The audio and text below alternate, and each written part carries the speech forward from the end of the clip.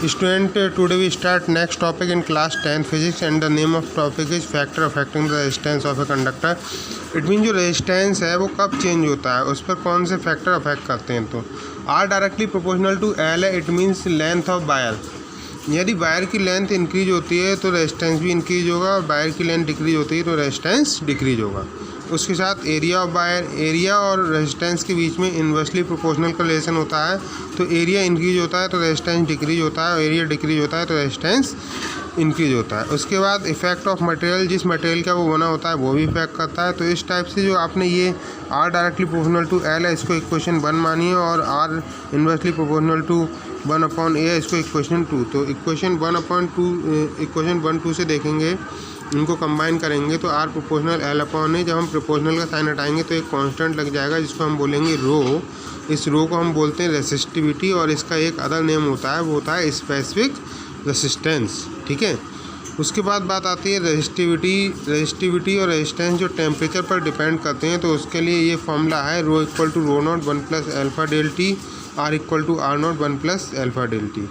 ठीक है। तो ये रेजिस्टेंस के साथ में रेजिस्टिविटी के लिए, रेजिस्टेंस एंड रेजिस्टिविटी के लिए टेम्परेचर के साथ फॉर्मूला है। अल्फ़ा को टेम्परेचर कोफिशिएंट कह रहे हैं। ठीक है स्टूडेंट्स। तो इस फॉर्मूले में जो हमारा रो नॉट था वो रेजिस्टिविटी एट 0 डिग्री सेंटीग्रेड थी। इसी टाइप से रेजिस्टेंस वाले में R नॉट यूज हुआ है, तो वो रेजिस्टिविटी एट 0, वो रेजिस्टेंस एट 0 डिग्री सेंटीग्रेड है। नेक्स्ट हमारी हेडिंग है रेजिस्टिविटी ऑफ ए कंडक्टर। तो स्टूडेंट इसके लिए फॉर्मूला रेजिस्टेंस के लिए होता है R equal to row L/A। तो रो का फॉर्मूला इससे ड्राइव करेंगे तो रो इक्वल टू RA/L आ जाएगा। तो if L equal to 1 metre, area equal to 1 metre square, then rho equal to R।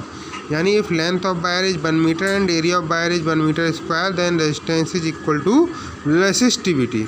और इसकी एसआई यूनिट किस टाइप से निकालेंगे, रो इक्वल टू RA/L है, तो R की एसआई यूनिट ओम और A की मीटर स्क्वायर अपॉन मीटर। तो मीटर से मीटर कट गया तो ohm metre is the SI unit. और जो रेजिस्टिविटी होती है उसके लिए जो रिलेशन है सेमीकंडक्टर इंसुलेटर अलाय में, तो जिस टाइप से आप देख रहे हैं कंडक्टर से ज़्यादा अलाय की, और अलाय से ज़्यादा सेमीकंडक्टर की, और उससे ज़्यादा इंसुलेटर की होती है। नेक्स्ट हमारा जो डेरिवेशन है स्टूडेंट, जो रेजिस्टेंस है उसका 2 टाइप से कॉम्बिनेशन होता है। एक तो हमारा रेजिस्टेंस का जो कॉम्बिनेशन है वो सीरीज़ में होता है, और एक हमारा रेजिस्टेंस का जो कॉम्बिनेशन है वो पैरेलल में होता है। तो रेजिस्टेंस का जो कॉम्बिनेशन है, हम 2 रेजिस्टेंस ले रहे हैं और उसको सीरीज़ में कनेक्ट कर रहे हैं। तो सीरीज़ में कनेक्ट कर रहे हैं तो उसका जो डायग्राम है एक टाइप से ये आ रहा है। ये देखिए 2 रेजिस्टेंस हैं R1 और R2, इनको हमने सीरीज़ में कनेक्ट करा। ये बैटरी कनेक्ट की है 20 वोल्ट की। यहाँ पर I करंट फ्लो हो रहा है I, और रेजिस्टेंस R1 और रेजिस्टेंस R2 लगे हुए हैं। ये पॉइंट A B C ये पॉइंट लिए हुए हैं। तो इस टाइप से हमारा जो रेजिस्टेंस का फॉर्मूला है वो हमको ड्राइव करना है स्टूडेंट। तो हम लोग को क्या करना है, फ्रॉम द फिगर हमने देखा 2 बोर्ड लगे हुए हैं, तो B equal to B1 + B2। ठीक है स्टूडेंट। तो सीरीज़ कॉम्बिनेशन में जैसा कि आपने देखा डायग्राम से क्लियर है, B equal to B1 + B2। तो इससे R की वैल्यू जो है B इक्वल टू B/I होती है with the help of Ohm's law. तो B की वैल्यू इससे देखेंगे B equal to IR according to Ohm's law. But B1 की बात करेंगे तो B1 इक्वल टू IR1। अब आप लोग कह रहे हैं I1 क्यों नहीं लिखा मैंने, तो सीरीज़ कॉम्बिनेशन में हमारा करंट जो है वो कॉमन रहता है। तो B1 इक्वल टू IR1 और B2 इक्वल टू IR2। हमारा फॉर्मूला है B equal to B1 + B2। तो अपने जो B1 और B2 की आपने वैल्यू निकाली है, जैसे ही B की वैल्यू निकाली है आपने IR, तो B की जगह पे IR, और B1 की जगह पे IR1 और B2 की जगह पे IR2। ये वैल्यूज़ हम लोग पुट कर लेंगे। ये जो वैल्यूज़ हम पुट करेंगे तो देख रहे हैं दोनों साइड हमारा I कॉमन आ जा रहा है, I से I कैंसिल हो जा रहा है। तो RS equal to R1 + R2। ये सीरीज़ कॉम्बिनेशन के लिए आपका फॉर्मूला आ गया। इसी टाइप से जो हम फॉर्मूला ड्राइव करेंगे स्टूडेंट्स, वो पैरेलल कॉम्बिनेशन के लिए लेंगे। ठीक है। तो पैरेलल कॉम्बिनेशंस में क्या होगा, पैरेलल कॉम्बिनेशंस में हमारा वोल्टेज कॉमन हो जाएगा।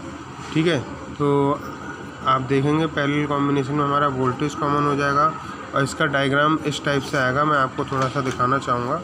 ठीक है, कि इसमें जो है इस टाइप से क्या करते हैं, इसका डायग्राम हम बनाते हैं कि हमने इस टाइप से लिया और कई सारे रेजिस्टेंस पैरेलल में कनेक्ट कर दिए, और इन रेजिस्टेंस को एक बैटरी से कनेक्ट कर दिया।